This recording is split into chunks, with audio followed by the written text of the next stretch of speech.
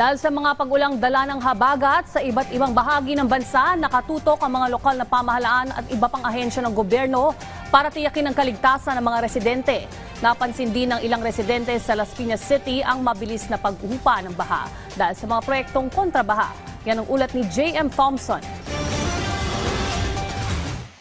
Matinding pag-ulan ang nararanasan ng ilang lugar sa bansa dahil sa epekto ng habagat kung saan hindi tumigil ang buhos ng ulan nitong nagdaang linggo. Kabi-kabila naman ang mga naiulat na pagbaha, lalo na sa mga flood-prone areas. Nakatutok naman ang bawat lokal at iba't ibang ahensya ng pamahalaan para tiyakin na ligtas ang residente sa gitna ng tuloy-tuloy na pag-ulan. Alauna kaninang madaling araw nang ibaba sa first alarm ang status ng Marikina River. Pero dahil sa walang tigil na buhos ng ulan, muli na namang tumaas ang tubig at ngayon ay nasa second alarm status na ito. Patuloy namang nakaantabay ang lokal na pamahalaan ng Marikina para bantayan ang epekto ng matinding ulan sa lungsod.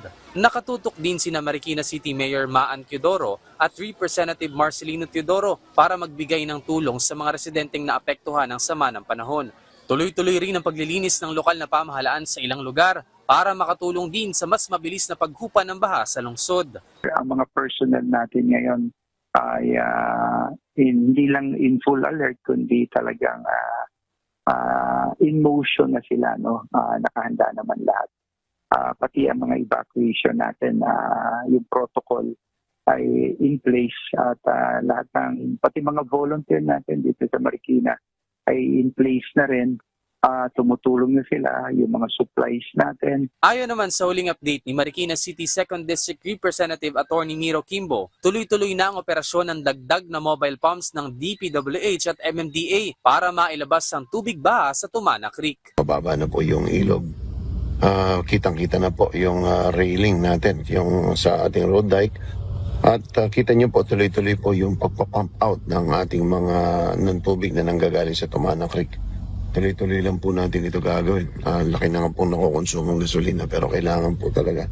Samantala, napansin naman ng ilang residente sa may kahabaan ng Marcos Alvarez sa Las Piñas City ang mas mabilis na paghupa ng tubig ulan sa kanilang lugar. Iniutos naman ni Public Works Secretary Vince Dizon na ipagpatuloy ang dredging operations, paglilinis ng mga estero at tuloy-tuloy na operasyon ng mga pumping station para makatulong na mapababa ang tubig baha. So there's a formula. Kailangan natin ng floodgate, dredge, HDPE, pumping station.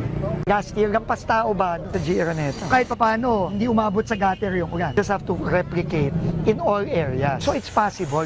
Hindi naman tumitigil sa pakikipag-ugnayan ng DPWH sa bawat lungsod na apektado ng habagat para mapanatili ang kaligtasan ng bawat isa habang tuloy-tuloy rin ang operasyon para mapababa ang pagbaha, lalo na sa mga flood-prone areas.